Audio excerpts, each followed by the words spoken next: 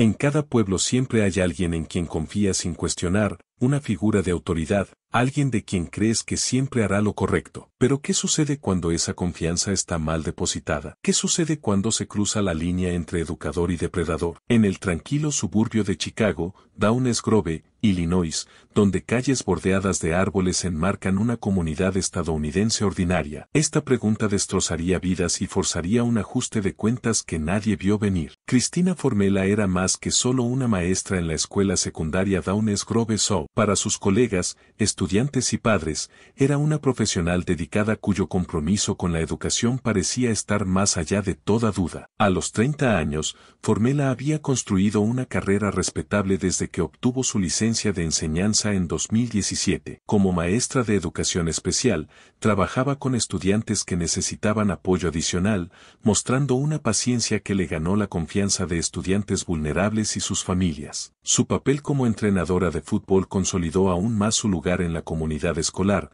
permitiéndole orientar a jóvenes atletas y construir una relación que se extiende más allá de las paredes del aula. En el papel, Cristina parecía ser todo lo que una comunidad desearía en un educador. Sus evaluaciones eran positivas, su clase gestionada con habilidad, y su dedicación parecía genuina. En agosto del año anterior, se había casado, estableciéndose en la vida a la que muchos jóvenes profesionales en los suburbios de Chicago aspiran: carrera respetada, matrimonio estable, raíces en una comunidad que valoraba la educación. Para aquellos que la conocían profesionalmente, ella encarnaba el arquetipo de maestra dedicada, alguien que eligió su carrera no solo como un trabajo sino como un llamado. Sin embargo, bajo esta fachada cuidadosamente construida yacía otra Cristina Formela, una cuyos deseos e intenciones permanecían ocultos a la vista. El contraste entre su persona pública y sus acciones privadas eventualmente resultaría impactante, no solo para aquellos que la conocían casualmente,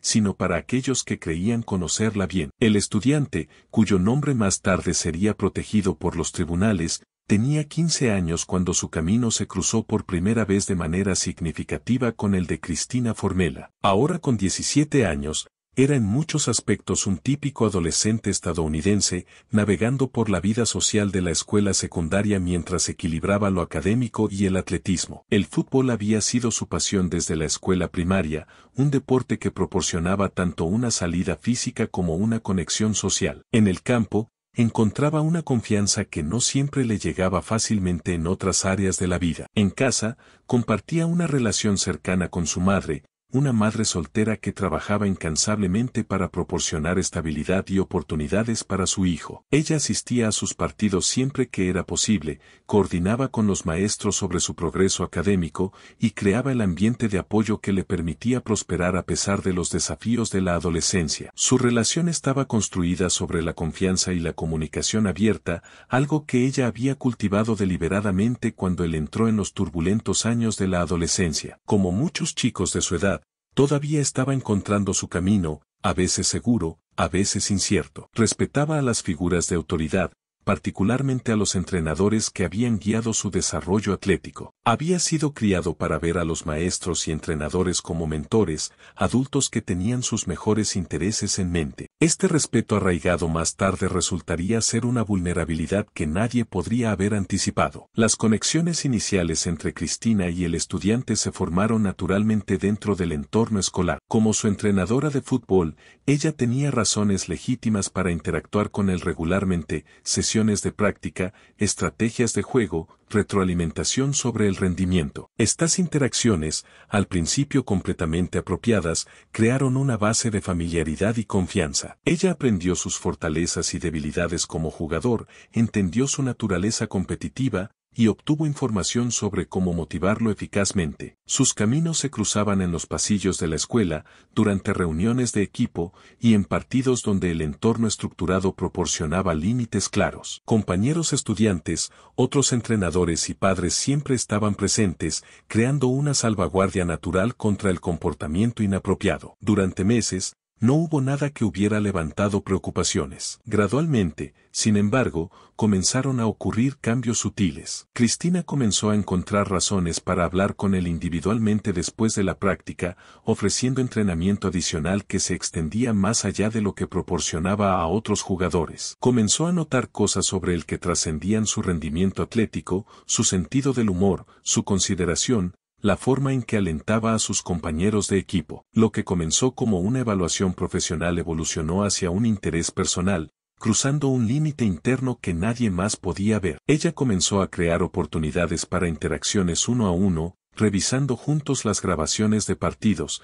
discutiendo estrategias de mejora, ofreciendo ayuda extra que lo aislaba de sus compañeros de equipo. Sus comentarios se volvieron más personales, menos enfocados en su juego y más centrados en él como individuo. La línea entre entrenadora y confidente comenzó a desdibujarse de formas que él, sin experiencia en reconocer las señales de advertencia de manipulación, no podía reconocer completamente. La atención de Cristina lo hacía sentir especial, señalando para recibir elogios y consideración. Ella recordaba detalles sobre su vida, preguntaba sobre sus intereses más allá del fútbol y se posicionaba como alguien que lo entendía de formas que otros no lo hacían. Estas manipulaciones sutiles crearon un sentido de conexión única, una que se sentía validadora para un chico adolescente que aún estaba formando su identidad. El punto de inflexión llegó en 2023. Lo que comenzó como una sesión de tutoría aparentemente inocente en el aula de Cristina cambió la relación irrevocablemente de inapropiada a criminal. Ella había orquestado cuidadosamente este momento, sugiriendo que viniera temprano antes de que llegaran otros estudiantes. El aula se convirtió en un entorno privado cuando ella cerró la puerta, una puerta que se bloqueaba automáticamente, creando una barrera entre ellos y el resto de la comunidad escolar. Dentro de esa aula, la pretensión de interés profesional desapareció por completo. La conversación pasó de asuntos académicos a personales, creando una atmósfera de intimidad que nunca debería existir entre maestro y estudiante. El comportamiento de Cristina comunicaba que algo especial estaba sucediendo entre ellos, algo que trascendía los límites ordinarios. Lo que sucedió después sería documentado más tarde en registros judiciales, un encuentro sexual entre una maestra de 30 años y su estudiante de 15 años, de pie contra una pared del aula en el mismo espacio destinado al aprendizaje y crecimiento. Se había cruzado una línea que nunca podría volver a cruzarse, una violación de confianza que eventualmente destrozaría múltiples vidas y plantearía dolorosas preguntas sobre cómo tal traición fundamental podría ocurrir en un lugar dedicado a proteger a los jóvenes. La mañana que más tarde se convertiría en evidencia comenzó tranquilamente en la escuela secundaria Downes Grove South. La puerta del aula de Cristina Formela se cerró con un suave clic, activándose el bloqueo automático, una característica de seguridad diseñada para proteger a los estudiantes de amenazas externas, ahora utilizada para crear un espacio privado para algo que nunca debería suceder dentro de las paredes escolares. Los pasillos permanecían vacíos, la mayoría de los estudiantes todavía dirigiéndose al campus, dando a Cristina la privacidad que deliberadamente había buscado. Ella había organizado esta reunión temprana cuidadosamente, enviando mensajes de texto la noche anterior sobre ayuda adicional con el trabajo de clase. El pretexto parecía razonable, una maestra dedicada ofreciendo apoyo adicional. Nadie cuestionaría tal dedicación. Para el estudiante de 15 años, parecía una oportunidad especial de alguien en cuya orientación confiaba. Llegó temprano como se le solicitó, con la mochila colgada sobre un hombro, sin saber que este martes ordinario marcaría un cambio permanente y dañino en su vida. Su conversación comenzó bastante inocentemente con discusiones sobre estrategias de fútbol y tareas próximas, creando una atmósfera cómoda que enmascaraba las verdaderas intenciones de Cristina. Pero ella había orquestado este momento con precisión cuidadosa, cada interacción aparentemente casual era parte de una progresión calculada. Gradualmente se acercó más, sus preguntas se volvieron más personales, su tono cambió de profesional a íntimo mientras el límite profesional entre ellos se disolvía lentamente. Los registros judiciales documentarían más tarde lo que sucedió después con un desapego clínico que desmentía la gravedad de la violación. El adolescente describió cómo Cristina inició el contacto físico, cómo la conversación llevó al tocamiento, luego al contacto sexual contra la pared del aula. Detalló cómo ella le quitó los pantalones y la ropa interior, cómo se quitó sus leggings, cómo lo que comenzó como tutoría terminó en relaciones sexuales mientras estaban de pie en el mismo espacio destinado al aprendizaje y crecimiento. En esos momentos, Cristina Formela abandonó la sagrada responsabilidad confiada a ella como educadora. Para Cristina, estas acciones representaban la culminación de semanas de prueba de límites y manipulación. Para el estudiante, la experiencia creó una mezcla confusa de respuesta física e incertidumbre emocional. Su cuerpo participó mientras su mente luchaba por procesar la incorrección fundamental de lo que estaba sucediendo,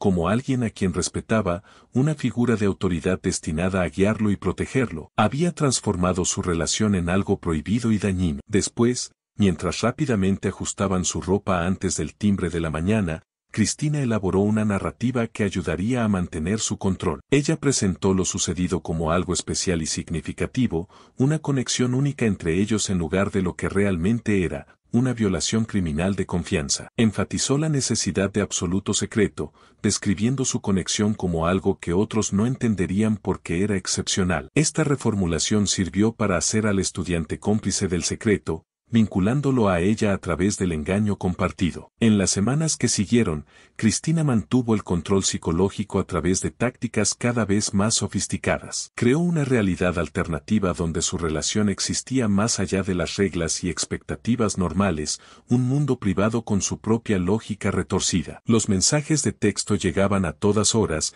creando una sensación de conexión constante y acceso privilegiado. Te amo tanto, bebé, escribiría. Aunque esta mañana fue corta, fue perfecta. Estas declaraciones digitales fomentaron la dependencia y reforzaron la ilusión de una relación legítima. Ella usó su posición como maestra y entrenadora para organizar oportunidades naturales de contacto, sesiones de práctica, revisiones académicas, encuentros casuales en los pasillos de la escuela que parecían rutinarios para los observadores pero llevaban un significado oculto entre ellos. Cada interacción cuidadosamente elaborada fortalecía los lazos psicológicos que impedían que el estudiante reconociera la explotación o buscara ayuda. Cuando descubrió a su novia apropiada para su edad, la posesividad de Cristina emergió de formas perturbadoras. No estoy molesta, no estoy enojada, no soy nada de eso. Simplemente he perdido el interés. Volví atrás y tomé capturas de pantalla de cada vez que dije que deberíamos romper hasta después de la boda y después de que te graduaras y cada maldita vez volviste y me convenciste de que estaría bien. Estoy malditamente enojada de que dejé que un chico de 16 años me jodiera así y me hice una promesa a mí misma de que nunca dejaré que ningún chico me joda así de nuevo. Sus celos se manifestaron en comentarios pasivo-agresivos durante la práctica,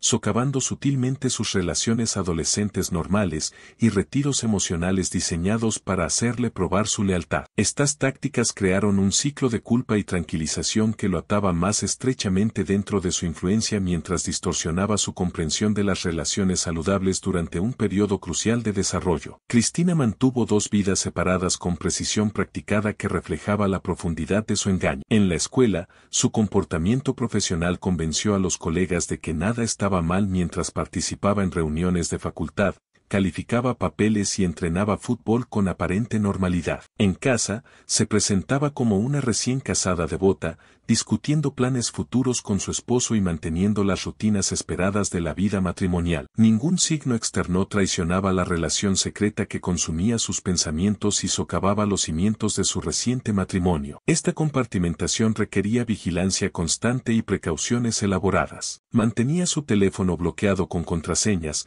eliminaba hilos de mensajes comprometedores, creaba comunicaciones codificadas y elaboraba coartadas cuidadosas para ausencias inexplicadas. La energía mental requerida para mantener estas realidades separadas eventualmente contribuiría a las grietas en su fachada, pero durante meses se movió entre mundos con una facilidad perturbadora. Para el estudiante, la carga de este secreto creó una profunda tensión psicológica que se manifestó de numerosas maneras. Se retiró de amistades cercanas, incapaz de compartir la confusión y presión que sentía. Mentir a su madre se convirtió en una necesidad diaria, cada engaño añadiendo a su conflicto interno y culpa. El fútbol, antes una fuente de alegría sin complicaciones, se volvió cargado de tensión debido al doble papel de Cristina. Su rendimiento académico sufrió ya que su energía mental se desvió hacia mantener el secreto y navegar por la manipulación emocional. Los casi descubrimientos crearon momentos de intensa ansiedad que cementaron aún más su vínculo inseparable. insalubre. Un compañero de equipo cuestionó por qué su entrenadora parecía destacarlo para atención especial. Su madre preguntó sobre cambios inexplicables en su comportamiento y estado de ánimo. El esposo de Cristina llamó inesperadamente durante una de sus reuniones. Cada llamada cercana reforzó la narrativa de que enfrentaban una situación de nosotros contra el mundo,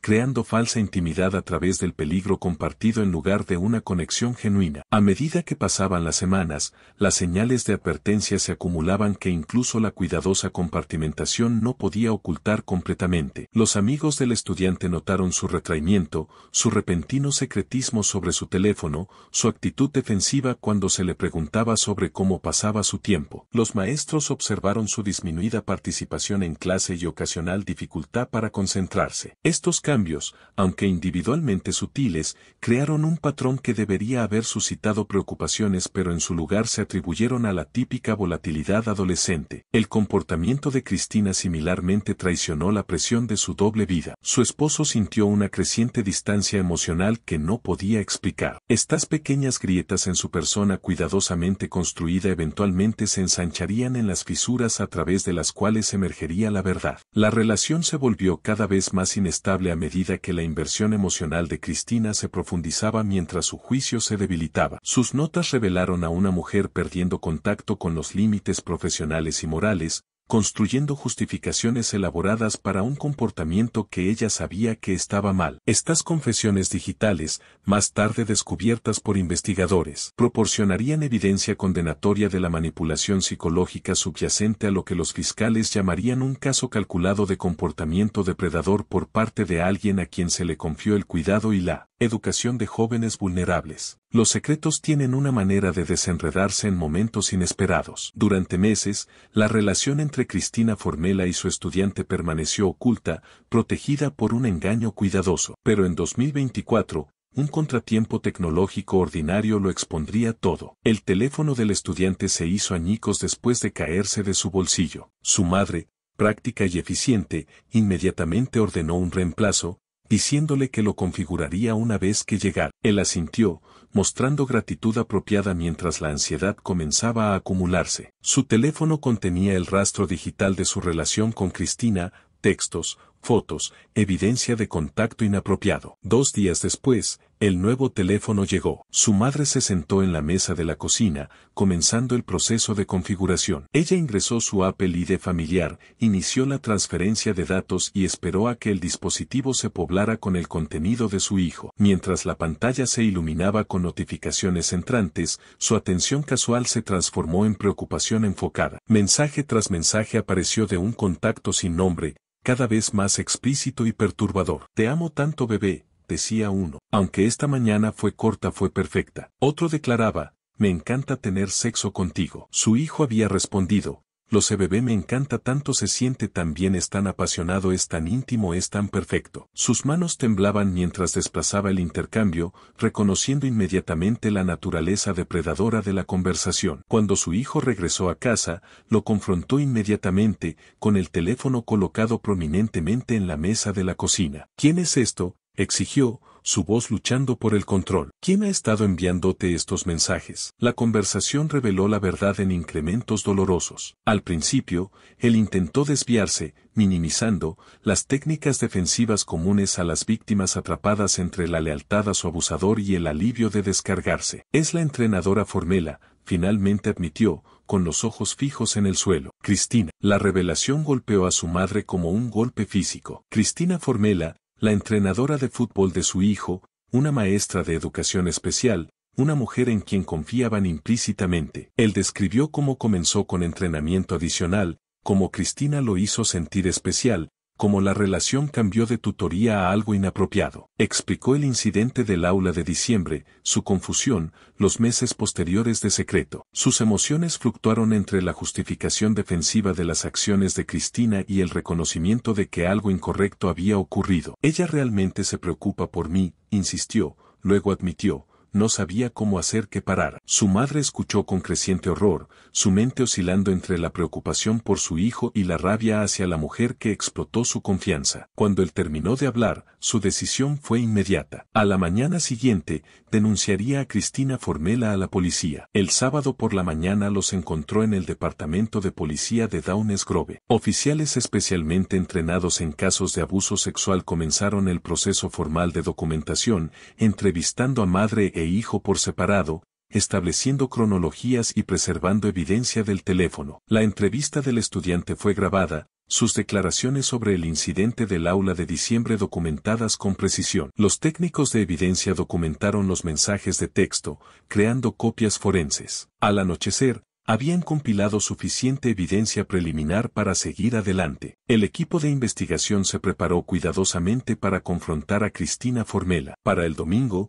2 investigadores llegaron a su casa, su vehículo policial sin marcar estacionado discretamente en su tranquila calle. Cuando Cristina abrió su puerta para encontrar oficiales de policía, su compostura falló momentáneamente. Dentro de su sala de estar, los investigadores explicaron por qué habían venido, observando sus reacciones mientras delineaban las alegaciones. Esto es ridículo, insistió. Él se lo está inventando. Cuando la presionaron sobre su relación, Cristina se presentó como una maestra dedicada preocupada por un estudiante problemático. Todos vienen tras de mí porque soy atractiva, afirmó, sugiriendo los celos como la motivación detrás de las alegaciones. Quizás demasiado confiada en su capacidad para controlar la situación, Cristina cometió un error crítico. Cuando los investigadores pidieron ver su teléfono, ella accedió. Esta decisión les proporcionó evidencia condenatoria. Los oficiales descubrieron notas que ella había escrito sobre el estudiante, monólogos digitales revelando su perspectiva distorsionada. En una,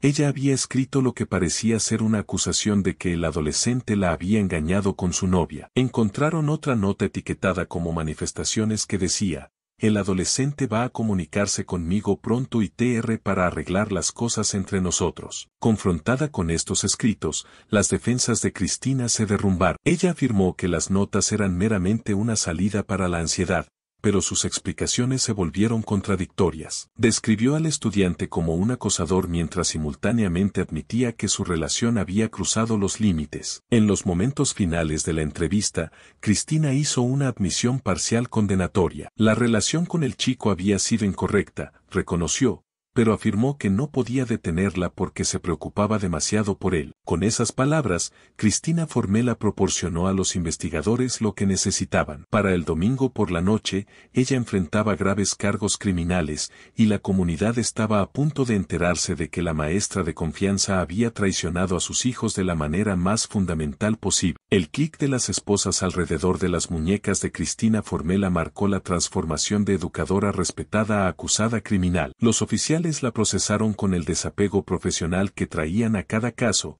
aunque los cargos contra una maestra crearon un peso particular en la estación esa noche. En cuestión de horas, la maquinaria tanto de la justicia penal como de la respuesta institucional comenzó a moverse con precisión rápida. Los administradores de la escuela secundaria Downes Grove South recibieron notificación del arresto de Cristina antes del amanecer del lunes. Por la mañana, fue puesta en licencia administrativa pagada, la puerta de su aula cerrada con llave, sus deberes de entrenamiento reasignados. El director compuso un correo electrónico cuidadosamente redactado, equilibrando los requisitos legales de presunción de inocencia contra la política de tolerancia cero de la escuela para el contacto inapropiado con estudiantes. Las noticias viajan rápidamente en las comunidades escolares. A media mañana, los estudiantes estaban intercambiando conversaciones susurradas en los pasillos, sus teléfonos zumbando con especulaciones en redes sociales e información parcial. Los padres llamaron a la oficina principal exigiendo respuestas, garantías, explicaciones que los administradores aún no podían proporcionar completamente. Para el estudiante y su madre, la revelación pública trajo emociones complicadas. Había alivio de que Cristina enfrentaría consecuencias, pero también la creciente comprensión de que su privacidad sería cada vez más difícil de mantener. La madre se encontró simultáneamente protegiendo a su hijo de atención no deseada mientras lo ayudaba a procesar eventos que ahora serían diseccionados en foros legales y públicos. El esposo de Cristina se enteró de su arresto cuando los reporteros se pusieron en contacto con él para hacer comentarios. Las acusaciones golpearon como golpes físicos, no solo la traición de su matrimonio, sino la destrucción de su comprensión de con quién se había casado. Amigos que habían asistido a su boda apenas meses antes ahora evitaban sus llamadas, sin saber qué decir o cómo ayudar. Mientras Cristina se sentaba sola en una celda de detención, la vida que había construido cuidadosamente se desintegraba a su alrededor. La primera comparecencia ante el tribunal se avecinaba,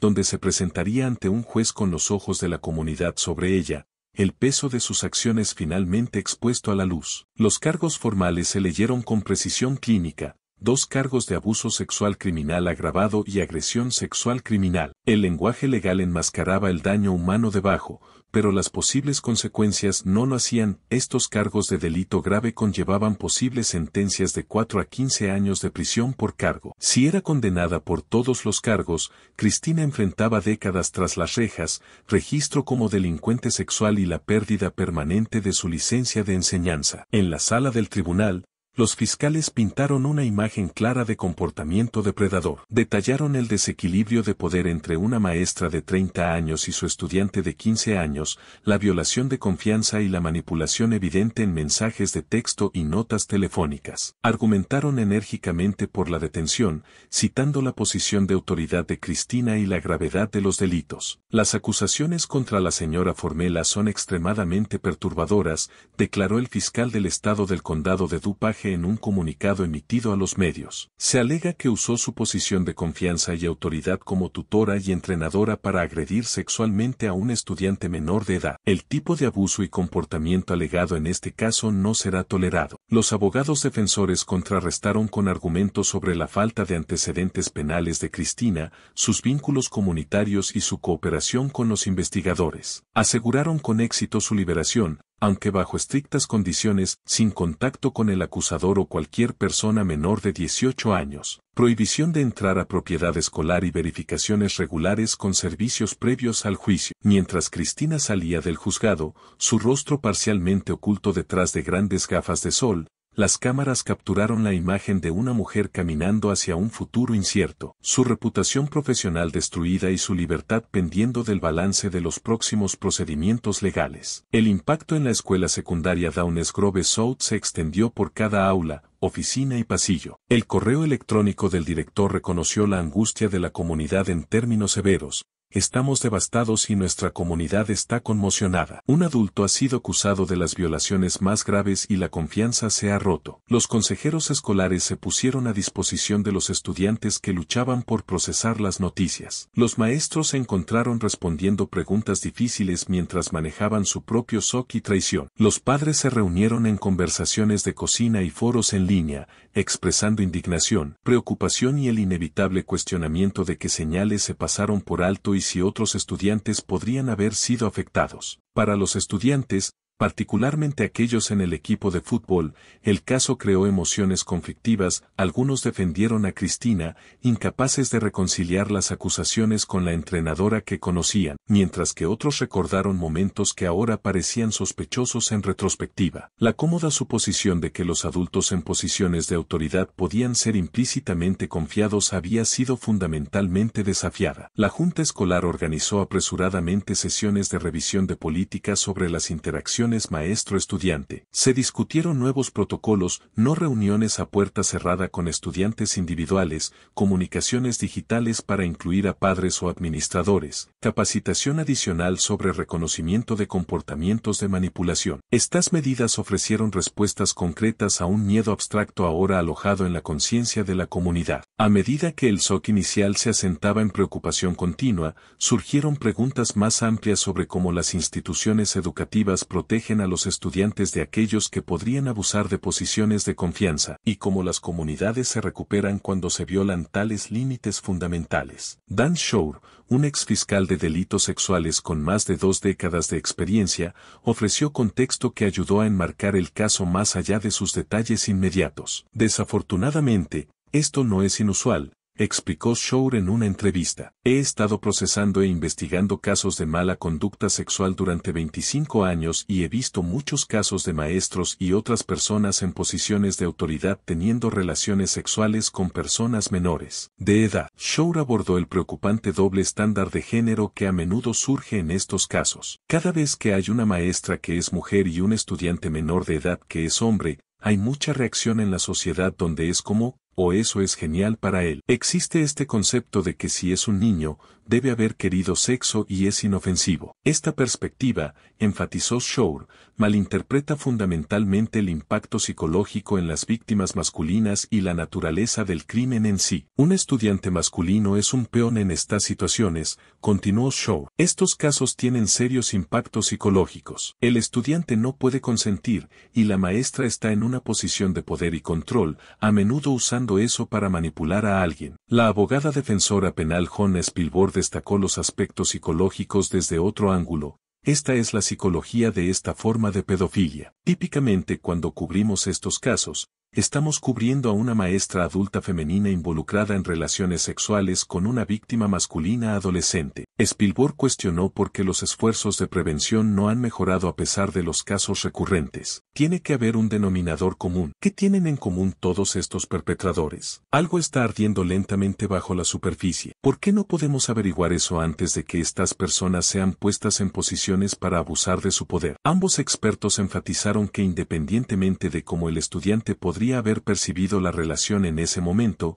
las consecuencias psicológicas a largo plazo podrían ser severas. Entendimiento distorsionado de límites apropiados, dificultad para formar relaciones saludables y trauma que podrían no ser completamente reconocido hasta años después. Estas perspectivas profesionales reenmarcaron lo que algunos podrían descartar como una relación en su contexto adecuado. Una violación de confianza con consecuencias duraderas para una persona joven cuyo desarrollo todavía se estaba desarrollando, cometida por alguien a quien se le confió su seguridad y crecimiento. En las semanas previas a los procedimientos judiciales de Cristina Formella, los equipos de Fiscalía y Defensa prepararon sus estrategias cuidadosamente. La oficina del fiscal del condado de DuPage construyó su caso sobre la evidencia digital. El testimonio de testigos vendría del propio estudiante, su madre que descubrió los mensajes, y posiblemente funcionarios escolares. La Fiscalía tenía evidencia sólida que muchos casos de abuso sexual carecen, comunicaciones digitales contemporáneas y los propios escritos de Cristina que revelaban su relación inapropiada con el estudiante. Su enfoque se centraría en el claro desequilibrio de poder entre una maestra de 30 años y su estudiante de 15 años,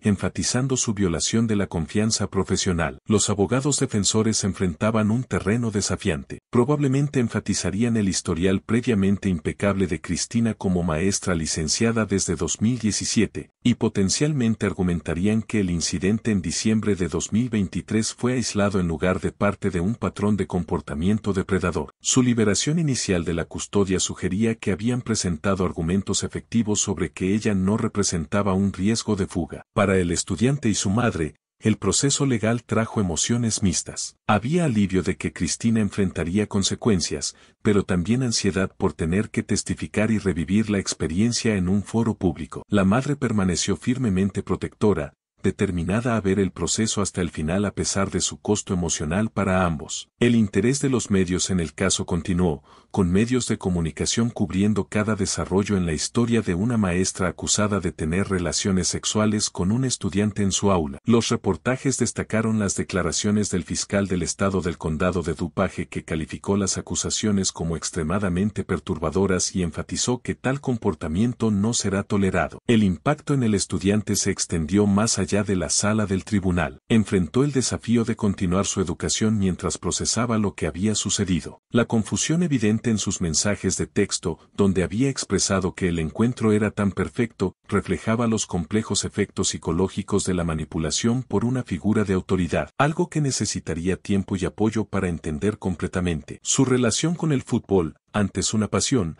se complicó por su asociación con Cristina, quien había sido su entrenadora. Sus interacciones con compañeros de equipo que podrían haber escuchado rumores sobre el caso crearon estrés adicional y potencial aislamiento en un momento crítico del desarrollo. La terapia sería crucial para su recuperación, proporcionando espacio para reconocer cómo Cristina había aprovechado su posición para manipularlo. El descubrimiento de los mensajes por su madre, aunque inicialmente impactante, finalmente proporcionó la intervención necesaria para terminar la relación inapropiada antes de que pudiera ocurrir más daño. A medida que el caso avanzaba, el estudiante comenzó el lento proceso de reclamar su narrativa. Aunque los procedimientos legales continuarían durante meses, cada día ponía más distancia entre él y la manipulación que había experimentado. Su terapeuta lo ayudó a entender que sus respuestas, la confusión, el apego, los mensajes de texto que parecían mostrar entusiasmo, eran todas reacciones comunes al acondicionamiento por una figura de autoridad, no evidencia de consentimiento genuino o complicidad. Mientras tanto,